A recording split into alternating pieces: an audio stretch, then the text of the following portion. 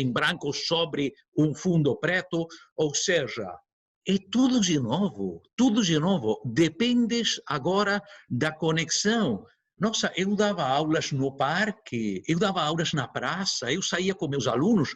Me lembro na Itália, quando eu dava aulas em Gênova, na Itália, eu gostei de sair com meus alunos à rua. Em Girona eu dou minhas aulas muitas vezes caminhando pelas muralhas de Girona, andando pela cidade antiga de Girona.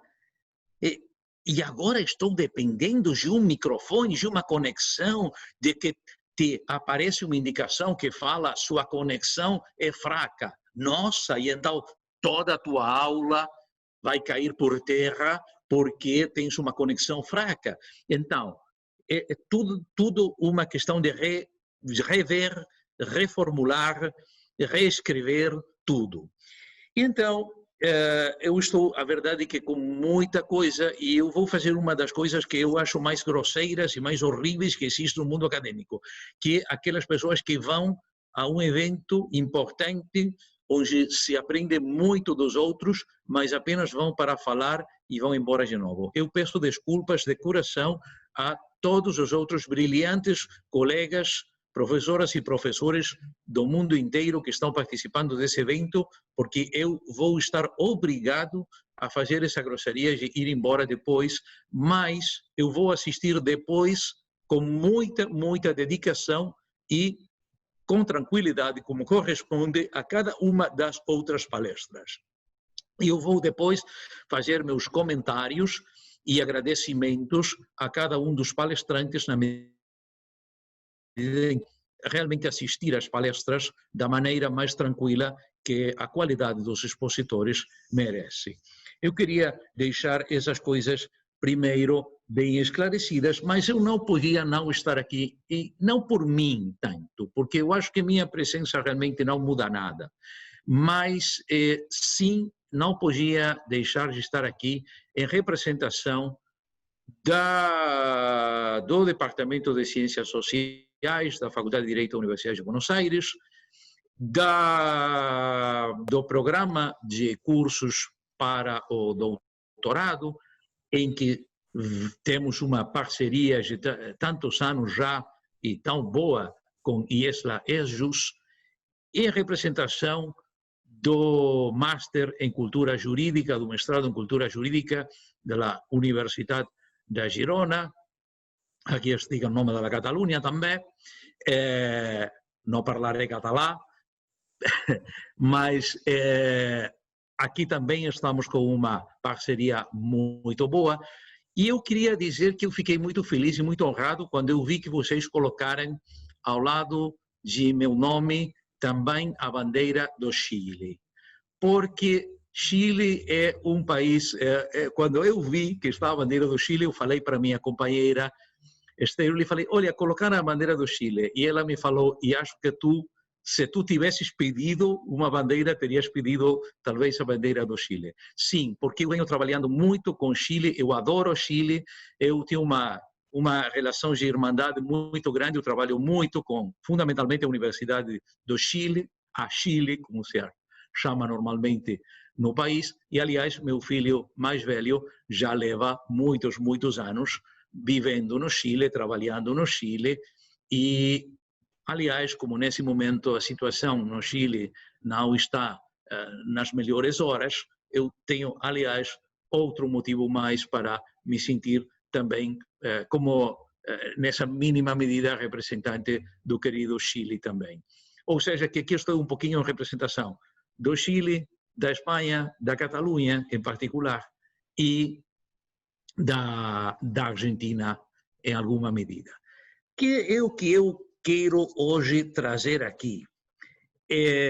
Bem, vamos ver. Primeiro e fundamental, hoje eu ouvi a conferência da professora Sara, ouvi a inauguração do evento, e com muita razão, e logicamente se falou muito da pandemia. Agora, as coisas que eu quero trazer hoje, nos breves minutos que eu terei agora para falar com o nobre público, não são diretamente relacionadas com a pandemia. são fatores que já estavam em crescimento desde muito tempo atrás. Eu gostaria de citar, por exemplo, para a década de 1990, a aparição em 1996 da obra fundamental do grande sociólogo e também jurista e economista e Deus sabe quantas coisas mais, catalão Manuel Castells, quando ele escreve A Sociedade da Informação, que aparece o primeiro livro da primeira edição em 1996. Quando Manuel Castells fala da sociedade da informação, ele já está preanunciando em 1996, ou seja, tantos anos atrás, ele já está preanunciando que o mundo vai mudar dramaticamente, drasticamente, a partir da introdução da rede, da introdução das comunicações informáticas, da introdução da possibilidade de um contacto além das fronteiras e de um contacto mundial. E ele já em 96 vai advertir das duas faces que tem essa nova realidade. Primeiro, a questão inclusiva, que é enorme, não tem precedentes. Ou seja, jamais na história da humanidade houve uma possibilidade de inclusão tão grande como a que fornece a era da informação, da telemática, da computação. Ao mesmo tempo, para aquelas pessoas que não possam entrar dentro desse círculo, a exclusão será a maior exclusão de toda a história da humanidade. Ou seja, jamais em toda a história da humanidade houve párias, excluídos, tão excluídos, quanto as pessoas que na era da informação não têm acesso à rede, não têm acesso a todas as ferramentas informáticas, computadores, Wi-Fi e demais. Nos anos 2000, eu destacaria um momento já agora saindo das ciências sociais e entrando na literatura. E saindo da Catalunha, em realidade, Castells, quando escreve esse livro, está nos Estados Unidos, radicado na Califórnia, mas ele sempre se considerou catalão e agora é o ministro das universidades da Espanha, mas cruzando a fronteira, do outro lado da fronteira, na França, um escritor de romances, ele escreve também algumas outras coisas, mas fundamentalmente ele escreve romances, Michel Houellebecq, um dos mais problemáticos escritores da nossa época, não apenas da França, autor de livros de romances que são extremamente problemáticos e conflitivos, que geram a rejeição enorme de muitas pessoas e que tiveram alguma relação com o ataque de extremistas pseudo-muçulmanos, porque um verdadeiro muçulmano jamais colocaria uma bomba, e um verdadeiro muçulmano jamais coloca uma bomba e jamais mata ninguém, senão nas mesmas situações em que todos nós poderíamos matar alguém, legítima defesa e demais, mas jamais um muçulmano pode matar para uma questão de expansão da religião ou uma coisa assim, isso é uma aberração do ponto de vista do Islã. Mas o ataque a Charlie Hebdo na França esteve diretamente vinculado com os trabalhos de Michel Houellebecq, especialmente com o romance Soumission, que é o romance em que Michel Houellebecq imagina como poderia ser, nos dias de amanhã, uma França onde as eleições foram vencidas por um partido muçulmano. Perfeito. Michel Houellebecq, em 2005, vai publicar o romance La Possibilité d'une île, a possibilidade de uma ilha. Nesse romance, Michel Houellebecq imagina um futuro em que as pessoas, não em razão de uma pandemia propriamente, senão em razão da mudança climática, em razão do aquecimento global, não podem jamais sair das suas casas. E então vivem isoladas, em isolamento total, em suas residências e estão comunicadas entre elas através do computador e da rede. Devo reconhecer que quando eu li a obra de Michel Houellebecq, La Possibilité d'une île, quase aos poucos meses de que ele a publicou, porque eu a comprei na França quase praticamente recém-saída do forno, e eu achei realmente muito inteligente e imaginativa essa ideia de pessoas isoladas completamente e, ao mesmo tempo, que estão isoladas completamente porque elas não têm como pensar em sair para fora da casa, porque é extremamente perigoso sair para fora da casa, e estão conectadas entre elas como nunca antes tinha estado através dos computadores e da rede. Essa sociedade que em 2005, imagino que ele escreveu antes, mas publicou em 2005, sempre se escreve 1 ou 2 anos, pelo menos antes da publicação, mas que ele imaginou nos primórdios do século XXI, essa sociedade, naquela época, eu achei que era uma sociedade imaginativa. Hoje, eu, desde que começou o sistema do isolamento, eu comecei o isolamento na Catalunha, depois eu peguei um voo de repatriação e voltei para a Argentina e continuei o isolamento aqui em Buenos Aires. Desde que voltei à Argentina, eu não saí da minha casa, minha companheira também não saiu, e hoje a realidade que nós estamos vivendo tem muitos elementos em comum com a realidade que já imaginou Michel Houellebecq tantos anos atrás, 15 anos atrás ou mais. E então, não é que foi a pandemia, porque nem Michel Houellebecq, nem Manuel Castells pensaram numa pandemia. Não foi a pandemia a que gerou a situação em que nós estamos. O que a pandemia fez, eu acho, foi acelerar um processo que já estava funcionando, mas que tinha um timing que era mais tranquilo, mais devagar.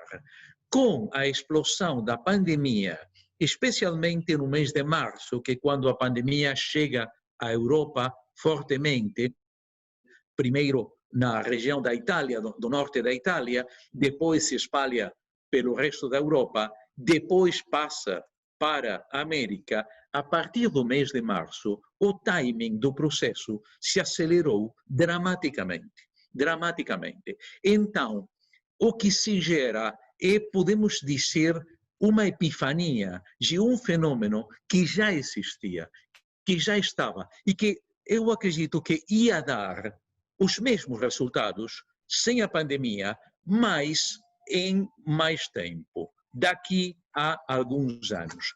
Então, qual é a situação que eu estou a me referir aqui? Bem, primeiro e fundamental, um paradoxo, ou melhor, uma série de paradoxos notáveis. Primeiro, as fronteiras da maioria dos países estiveram e ainda muitos estão fechadas. Até países que tinham uma relação muito fraterna ao longo de muito tempo, fecharam as fronteiras. O acordo de Schengen na Europa, o acordo que tinha mudado a vida dos europeus da União, que tu passavas, eu, por exemplo, em Girona, ia fazer normalmente as compras de vinhos na França, porque eu, lá em Girona, eu tenho a França a 20 minutos de carro, e então ia comprar vinhos na França e queijos na França. E os franceses cruzam para a Catalunha para comprar toda a questão de presuntos e chorizos e tudo aquilo. E ao cruze da fronteira, tu nem te davas conta que cruzavas a fronteira. Bem, todas essas fronteiras foram fechadas. Foram fechadas. O acordo de Schengen, pelo menos por um tempo, caiu. Caiu. Talvez o acordo mais importante da União Europeia. Caiu. Pum. Agora, ao mesmo tempo, com as fronteiras fechadas, até gerando situações em alguns países que são exóticas, porque, por exemplo, Chile, para passar em uma parte do Chile, de Chile a Chile, se passa por Argentina.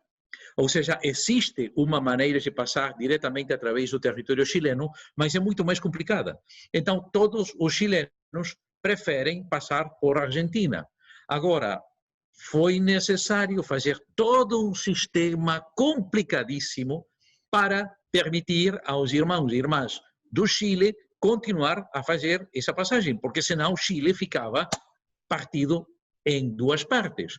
O mesmo acontece com a Argentina, com a ilha de Terra do Fogo. O que acontece? O Estreito de Magalhães é chileno. Então, os argentinos, para passar da província de Santa Cruz, que é a última província não insular da Patagônia, à província de Terra do Fogo, precisam passar através do Estreito de Magalhães, ou seja, sair da Argentina, entrar no Chile, sair do Chile, entrar na Argentina. Ou seja, situações que sempre foram situações normais, sem problemas, sem qualquer incomodidade, viraram complicadas de um dia para o outro. O nacionalismo surgiu e renasceu em muitos países. O nacionalismo, desde muitos anos atrás, eu quase diria que toda a minha vida, eu sempre achei que o nacionalismo é uma das maiores demonstrações de imbecilidade da espécie humana. Além de que, é verdade, gerou no século XIX a música de Wagner, de Tchaikovsky, de Chopin, de Verdi, que gerou o estilo neogótico inglês e algumas outras coisas nas artes, algumas poesias e demais, na verdade que no terreno jurídico, no terreno acadêmico, no terreno político, somente gerou morte e tristeza. Somente gerou morte e tristeza, chegando ao momento mais alto, nesse sentido, com o senhor Adolf Hitler na Alemanha e seus amigos. Mas o nacionalismo sempre está, sempre está. O nacionalismo alcançou níveis realmente espantosos com motivo da pandemia.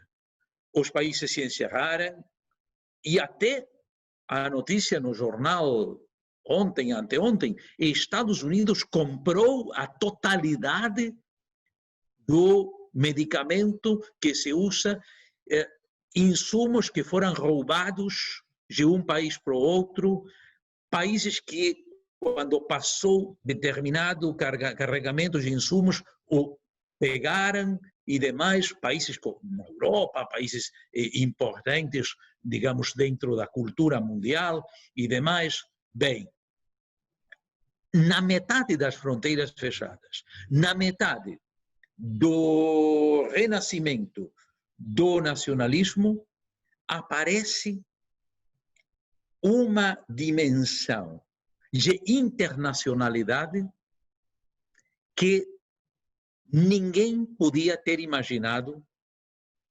antes da explosão da pandemia. Por isso que eu falo de paradoxo, de notável paradoxo nesse sentido. O vemos no ensino universitário e muito especialmente no ensino de pós-graduação. Primeiro, hoje não importa de que país tu sejas, tu podes ser convocada para trabalhar como professora, professor em qualquer país do mundo. Em qualquer país do mundo. Pessoas que não viajaram muito fora das suas casas estão dando agora aulas em países que jamais conheceram. Fazemos coisas que antes eram difíceis de pensar. No dia de ontem, eu, por exemplo, pronunciei 2 palestras em 2 países diferentes e depois coordenei um evento na Universidade de Buenos Aires. E tudo o fiz nessa mesma cadeira em que eu estou sentado agora, em minha casa, sem sair, sem sair.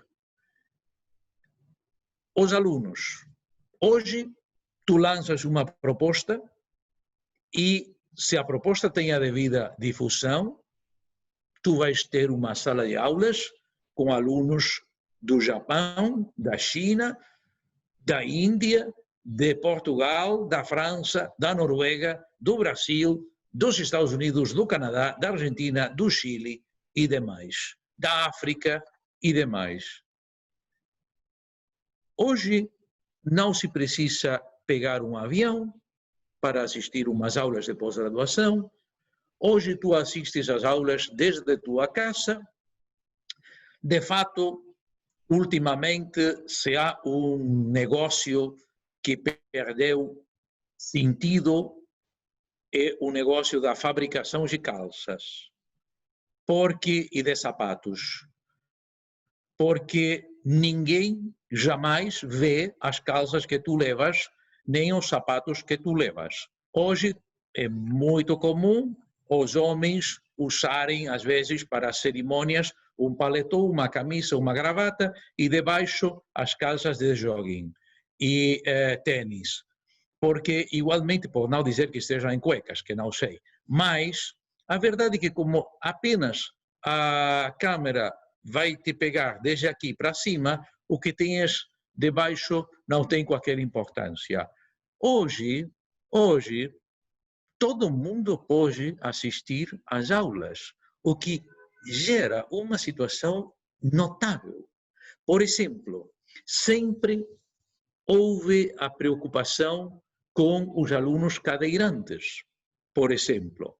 Sempre, bom, vamos ver se temos uma sala de aulas onde possa entrar uma cadeira de rodas, um banheiro que seja apto para pessoas cadeirantes, que o elevador esteja funcionando, tudo isso. Bem, hoje, pessoas quadriplégicas, pessoas que estão recebendo quimioterapia e não podem sair do hospital, pessoas que são dependentes de qualquer tipo de aparelho, por exemplo, hemodiálise, podem perfeitamente assistir a um curso de pós-graduação e se formar desde onde estejam, desde o hospital, desde a casa, desde onde estejam, sem qualquer problema.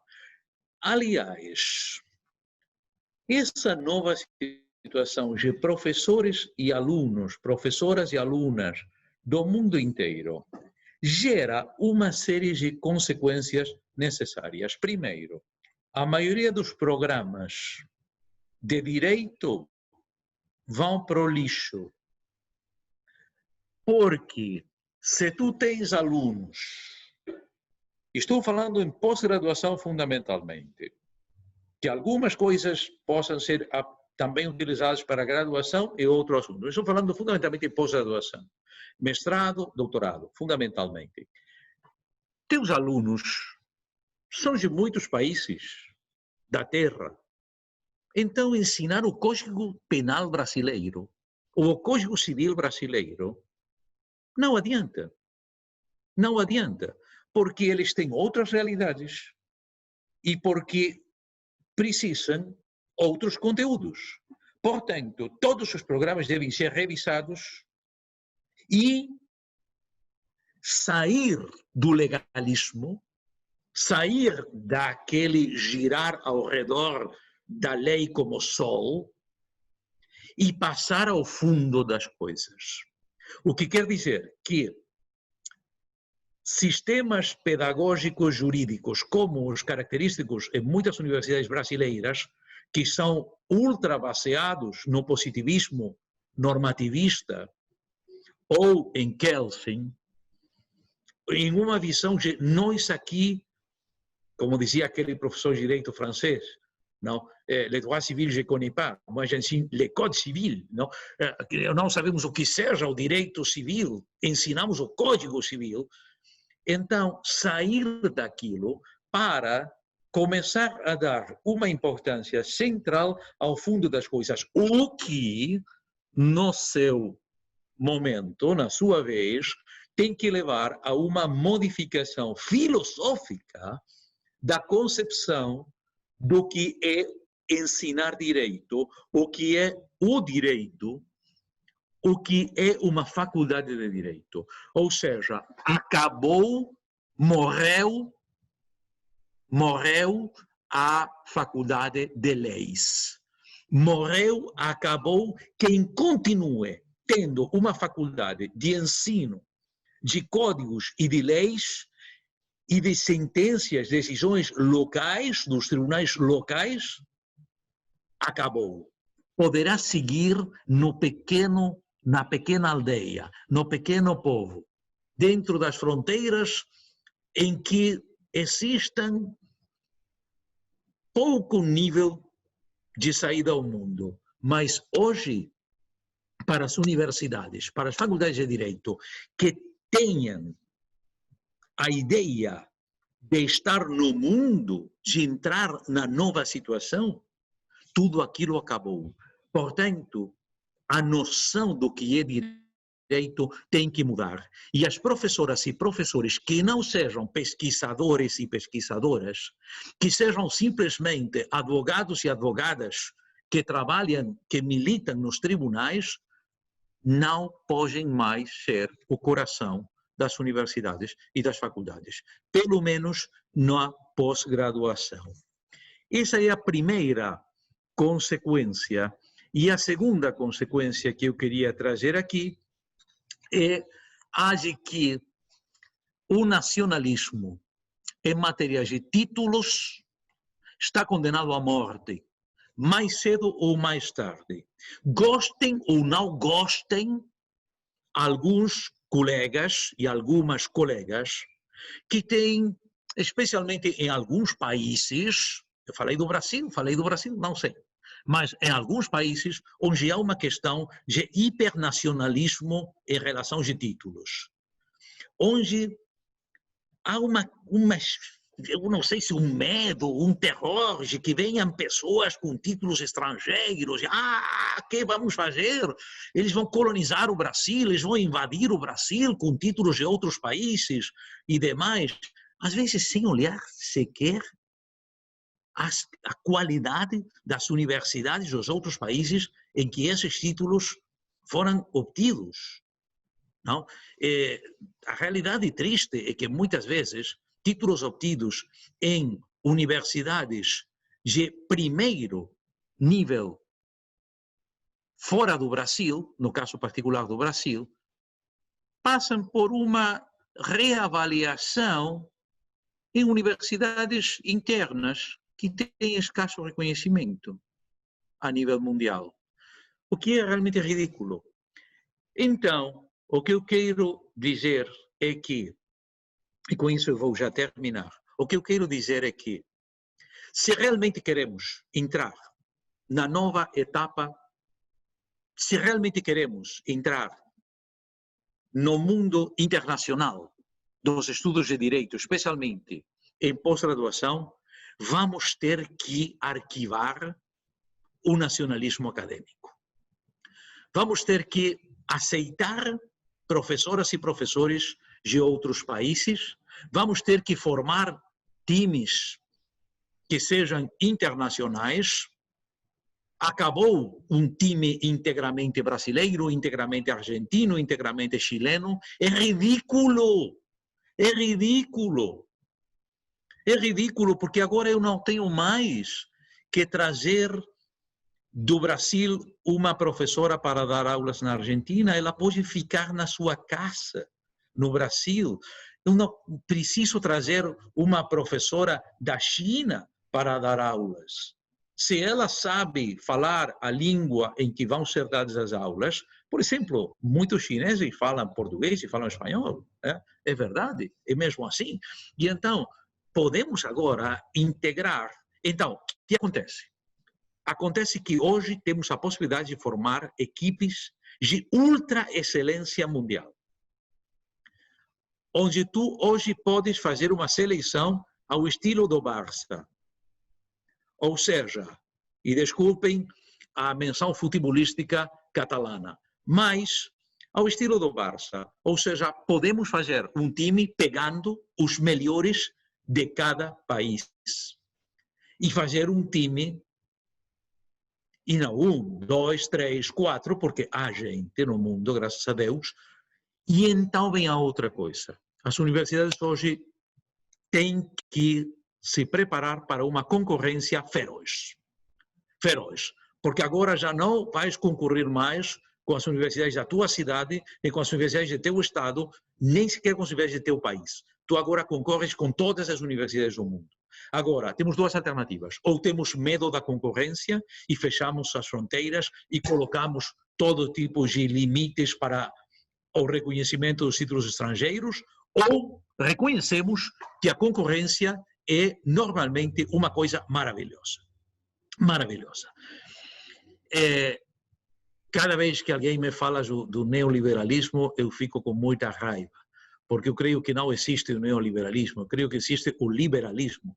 E o liberalismo, como todas as ideias em geral ao longo dos tempos, teve algumas coisas boas, algumas coisas ruins. E entre as coisas boas que teve o liberalismo está que até o dia de hoje não há existido a possibilidade de demonstrar que a concorrência seja uma coisa ruim. A concorrência é uma coisa boa. Adam Smith já o sustentou, David Ricardo já o sustentou, Stuart Mill já o sustentou, ou seja, é uma coisa boa a concorrência. Não devemos ter medo da concorrência. Quem tem medo da concorrência? Tem medo da concorrência os que sabem que não estão em condições de concorrer. E então, a questão é, em matéria acadêmica, temos que trabalhar para conseguir centros de ultra excelência que possam gerar uma geração, um futuro de juristas, mulheres e homens de um nível científico que não existiu antes em toda a história da humanidade. Ou seja, como fala o grande professor peruano Carlos Ramos Núñez, um novo renascimento. Um novo renascimento. Para tanto, temos que, e com isso eu vou terminar, temos que deixar para sempre toda questão de revalidação de títulos estrangeiros de pós-graduação. Título estrangeiro de pós-graduação reconhecido no seu país tem que ser reconhecido no mundo inteiro. Da mesma maneira que os títulos de doutor brasileiros, argentinos, chilenos são reconhecidos no mundo inteiro, os títulos do mundo inteiro têm que ser reconhecidos no Brasil, na Argentina, no Peru e em todas as partes. Se cada um de nós não quer aceitar essa nova realidade, se quer continuar com o nacionalismo acadêmico, então, necessariamente, tristemente, inevitavelmente, acabará fora do mundo. Nada mais, muito obrigado.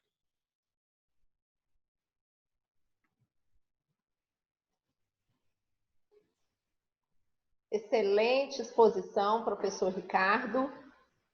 Estou em sintonia com as suas percepções e visualizo da mesma forma que a endogenia e a exogenia passam a agir de forma interdisciplinar, não é? Vamos usar aqui as palavras-chave da educação do século XXI. Estou com ruído aqui no áudio, na recepção de áudio.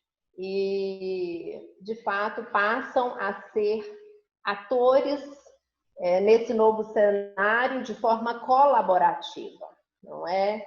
Visualizo que, de fato, o corpo docente das instituições de ponta, de renome, que se destacam no âmbito nacional e internacional, serão compostos de educadores globais, que ostentem um currículo holístico, um currículo que demonstre as competências e habilidades exigidas pela sociedade 4.0 e que consigam, de fato, formar no aluno esse perfil ensejado por essa sociedade atual. Então, é um contexto altamente desafiador, não é? Complexo, que nos pegou de surpresa, nos sobreveio de forma acelerada, no sentido de nos levar forçosamente a tomar a decisão de atuar também no ambiente virtual, não é? Mas que, de fato, é algo irreversível. Precisamos nos adequar já, não é?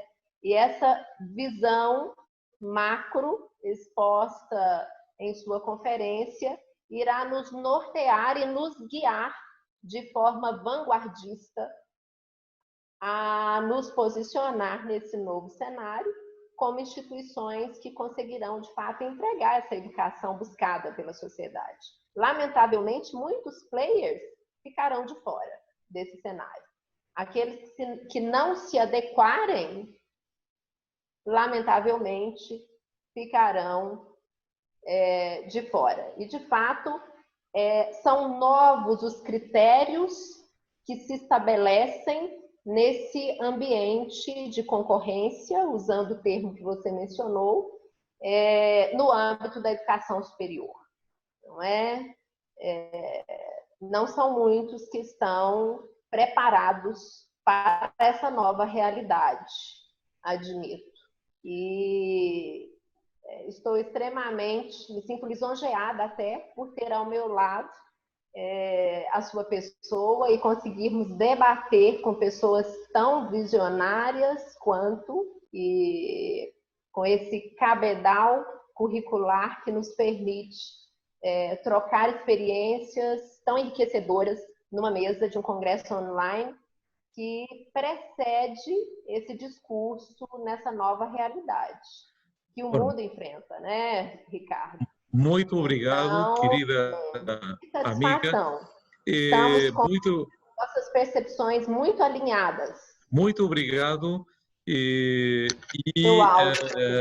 Eu concordo com o que tu falas completamente. E eu creio que aqui me perguntam se eu não acho que o liberalismo fracassou no mundo inteiro. Se nós temos hoje os direitos humanos, no conceito dos direitos humanos que hoje temos, é graças ao liberalismo. Agora, nem o liberalismo fracassou, nem o marxismo fracassou, não é que fracassaram, são momentos, ou seja, hoje sustentar as ideias de Adam Smith como se vivêssemos no século XVIII, seria ridículo, tão ridículo como sustentar hoje as ideias de Karl Marx como se vivêssemos em 1848. Hoje, eu acho que o que temos que fazer é fundamentalmente aprender. Logicamente, não temos nada para aprender de Adolf Hitler, mas sim temos para aprender de muitas outras linhas de pensamento e aprender e criar coisas. Agora, o que eu dizia não é, digamos, canto de... Sim, eu gosto do liberalismo, eu sou socialista militante, com muito tempo de militância socialista, e eu acho que o liberalismo foi uma das coisas melhores que lhe aconteceram à humanidade. E logicamente, que Marx também pensava a mesma coisa, aliás. Todas as categorias econômicas marxistas surgem do pensamento de Adam Smith, não? Que Marx idealizava. Não? Agora, voltando ao que dizia, o que eu acho é que, e aqui eu vou voltar a me manifestar liberal, que temos que ter mais respeito pelos alunos. Ou seja, se os alunos escolhem ir fazer um doutorado em Portugal, ou ir fazer um doutorado no Chile, ou na Argentina, ou no Brasil, onde seja, por alguma razão será, não? Então, não é apenas que sejam pessoas, digamos, que estão procurando o caminho mais fácil, ou uma coisa assim. Se tu olhas os nomes, por exemplo, das pessoas que no Brasil têm feito doutorados e mestrados fora do Brasil, ou estão a fazer doutorados e mestrados fora do Brasil, tu vais te encontrar com pessoas do primeiro nível acadêmico que o Brasil tem, não? Começando por ti, Sara, não? Ou seja, sem ir mais longe, não? Ou seja, vamos dizer uma coisa, até muitas das pessoas que colocam empecilhos têm títulos estrangeiros, não? Que é uma coisa que eu sempre me achei notável no caso particular do Brasil, não? Que muitos dos que falam publicamente em contra de fazer doutorados ou mestrados fora, eles, no currículo deles, têm mestrados e doutorados feitos fora. Não, eu poderia dar vários nomes, e não vou dar nomes, mas eu poderia dar vários nomes, até nomes de algumas pessoas que são muito ferrenhas, falando que nada, qualidade, que demais, e têm títulos da Europa, ou têm títulos dos Estados Unidos e demais. E isso é uma coisa que verdadeiramente, digamos, é incrível. Então, se deve deixar os brasileiros, os argentinos, os chilenos, os peruanos, os colombianos, demais, os latino-americanos em geral, formados em faculdades de Direito, têm a capacidade de escolher. E devem ser respeitados nas suas escolhas de onde fazer as pós-graduações.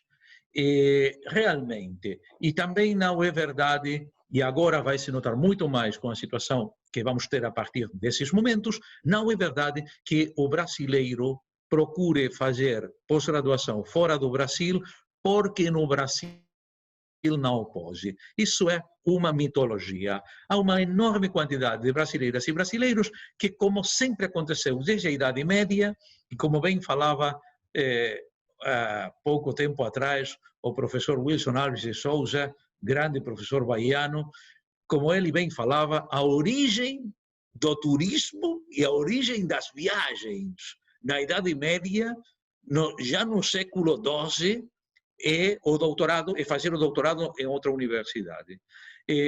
Uma das razões, de fato, a palavra nação vem do âmbito universitário.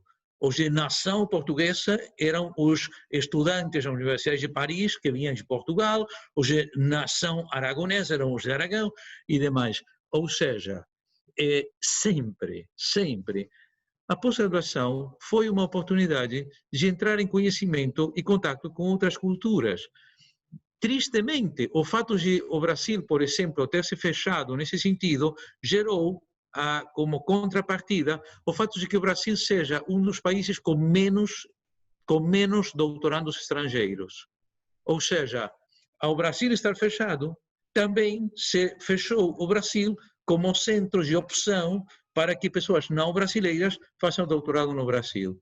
Então, o Brasil tem uma porcentagem mínima de estudantes de doutorado estrangeiros, o que é lógico. Então, eu creio que no mundo que vem agora, querida amiga, as coisas vão ser e já são completamente diferentes, e já estavam a ser completamente diferentes, mas agora os tempos aumentaram, a velocidade aumentou. O amanhã é o ontem. Já está. Não? Essa é a ideia. Não sei como, se tu queres que, como eu tenho que ir embora, se tu queres, se há alguma pergunta que seja agora, ou do público, ou deixamos e tu me envias depois por e-mail, se não qualquer coisa, como tu desejes, segundo os tempos do evento. Muito bem. Quantos minutos você tem? Apenas uns 5 minutos? Até às 3h30. Até às 3h30. Ah, sim. Bien. Bom, temos uma palestrante agendada para as 15 horas.